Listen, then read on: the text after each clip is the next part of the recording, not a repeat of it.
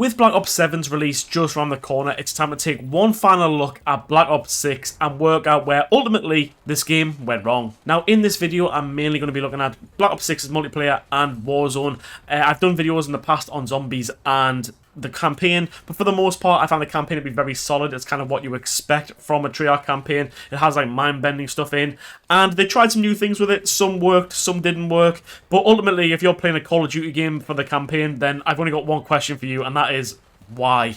And then for zombies, well, I was a big fan of Cold War zombies, and Black Ops 6 zombies for the most part isn't really too different from Cold War. It's kind of just an improvement on that, and it's just like how Black Ops 7 zombies are going to be somewhat of an improvement on Black Ops 6's zombies. There's no real difference between the games, so I was a fan of Cold War, I was a fan of Black Ops 6. So onto the core part of what makes any good Call of Duty title, and that is of course the multiplayer. Well, what makes a good multiplayer? Well, maps are a great place to start. Black Ops 6 launched with 12 core 6v6 maps, and then there were also 4 other maps in the form of the strike maps, which we'll talk about in a moment. Now, for these core maps, for the most part, they were all typically medium-sized, and they were all designed to just be all action all the time, to have very, very little downtime in the maps.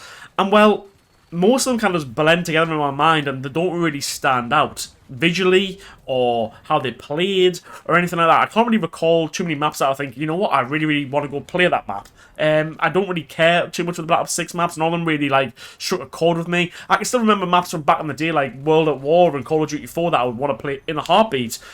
But the Black Ops 6 maps, well, they kind of just go missing and blend into one. And I get that with today's kind of social media, brain rot, TikTok sort of situation that we got going on in the world, that basically attention spans are a lot less, so I can see why you would want action all the time. But when you couple that with Black Ops 6's and Call of Duty's in general's very strict skill-based matchmaking system, well, then these games have become an absolute sweatfest from 2 or 3 games into your gaming session, and well, they're not very fun because of that. And I don't want to talk about skill-based matchmaking too much in this video because, well, it's been done to death by myself and every other Call of Duty creator that there is. But obviously, skill-based matchmaking had an impact on this game's multiplayer purely because, well, it just doesn't make it fun. You eventually hit the skill ceiling and you can't compete beyond that ceiling, and it just gets really, really sweaty all the time. And before long, you're just like, you know what, I've had enough, don't want to play this anymore. But going back to the maps, there is one playlist and one group of maps in particular that I think really impacted Black Ops 6's multiplayer, and that was the strike maps, which we had 4 of them at launch. We obviously got more of them as the game went on. Now, there is one of these strike maps that I think is culpable for the downfall of Black Ops 6's multiplayer, and that is Stakeout, which I've previously described as the Call of Duty map equivalent of TikTok. This map is just pure brain rot. It's essentially just a square in an apartment building. It's so close quarter combat, and it's just, yeah. But back when Black Ops 6 released, we all wanted this map because we were all doing a camo grind which took 100 headshots per weapon. And well, guess what? When you're in a close quarters environment that's all action all the time, you're going to typically get more headshots, you're going to make that camo grind a lot faster. And because there wasn't really much need for long shots or anything throughout the camo grind, Stakeout was the perfect one. So I remember back when this game first launched, there was a massive outcry on social media amongst the Call of Duty community to have a Stakeout 24/7 playlist. We got it, and I don't think it was removed from the game ever since. Now, because we can play Stakeout literally 24/7, and coupled with the fact that most people use Call of Duty's multiplayer nowadays to level things for Warzone, and given how quick you can get that done on Stakeout, how many of us played Stakeout and nothing else on Black Ops 6's multiplayer beyond Stakeout 24/7 being released? I didn't play anything else. I still haven't really played anything else. Why would I? There's no need to. So the options for playlists in Black Ops 6's multiplayer really had an impact, I think, on the player base this year. When we first got more details pre-Black Ops 6 launch, one of the biggest things that they hinged this game on, in fact, the biggest thing they hinged this game on, was the addition of Omni movement to Call of Duty for the first time. This meant that we could run backwards, slide backwards, dive backwards, slide to the left, slide to the right, crisscross, do anything we wanted for the first time in Call of Duty. And I will say at first it felt very revolutionary and it felt good. I was actually enjoying it. However, when it got ported over into Warzone, didn't really go so well. And then after a while of playing the game, you kind of realise that you're kind of just floating around these maps at like 1,000,000 miles an hour.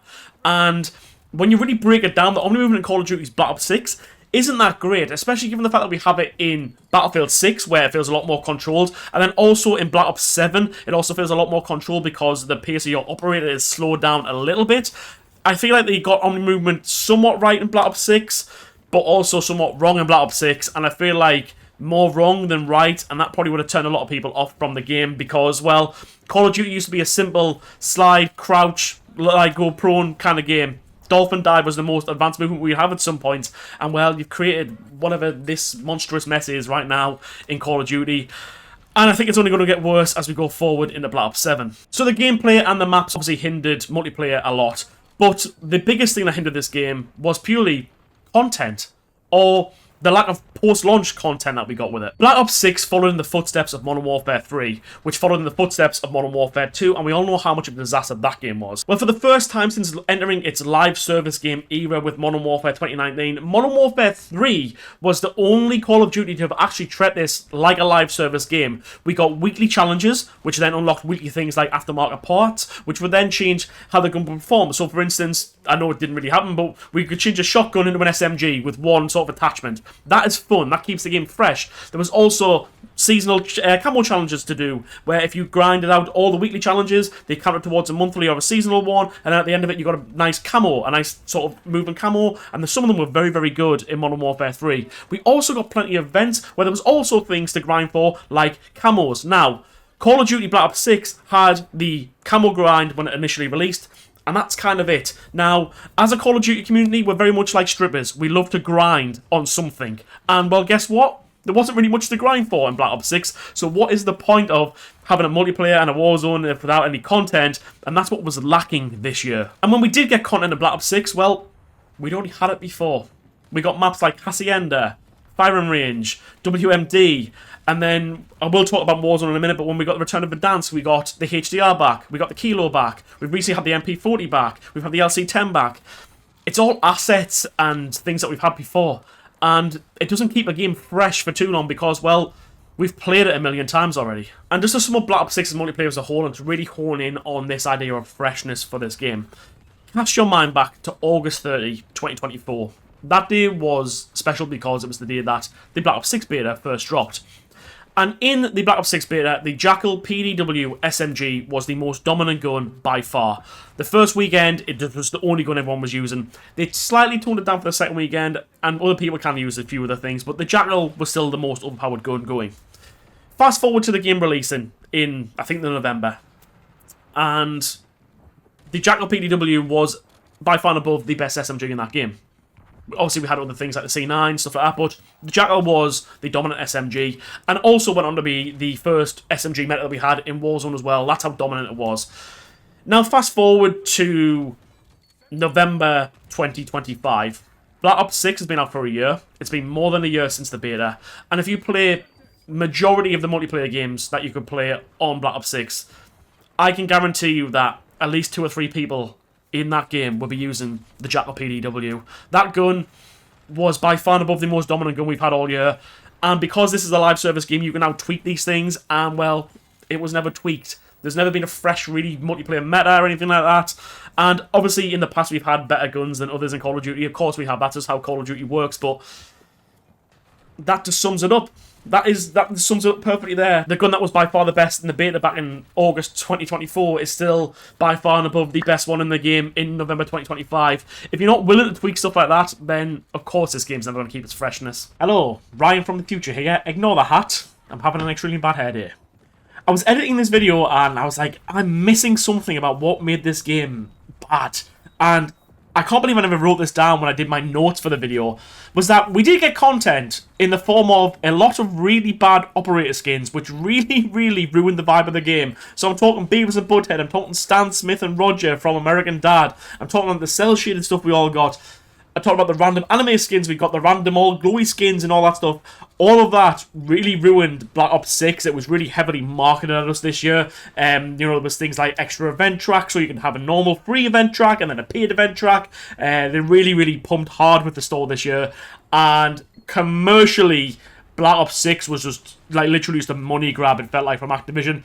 Apparently it's getting toned down for Black Ops 7. We'll wait and see. Anyway, back to the review. And now just going over into Warzone as well. Content has been by far and above the biggest problem with this game as well. We've truly seen a decline of Warzone this year. Don't get me wrong, we've been seeing a decline of Warzone since we left Verdansk back in, what, 2021, 2022? For Caldera, I can't remember when it was now.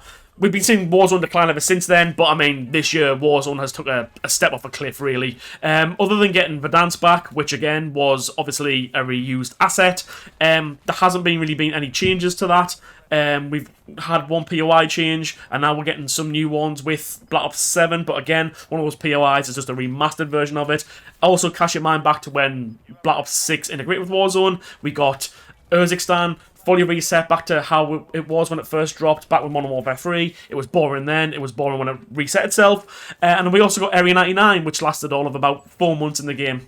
And, well, no one really remembers that either. No one's really asked for that back either. So, Warzone, again, very, very boring. Also, Rebirth Island is still the most dominant game mode in that game, and that released in 2021. That sums up how Warzone is right now. And then similar situation with the Jackal PDW in Black Ops 6's multiplayer. Warzone never really saw any meta changes for the most part either. And when we did, we kind of got them come back round again a season or two later. So I think the Cypher was meta twice, the C9 was meta twice. Back when the game first dropped, the Jackal PDW, as I mentioned, was meta. That was meta for quite a while. The meta's just never really shifted all that much. I think we got a HDR meta that was a bit overpowered, but it was fun for a little bit. Then no one really bothered with it anymore.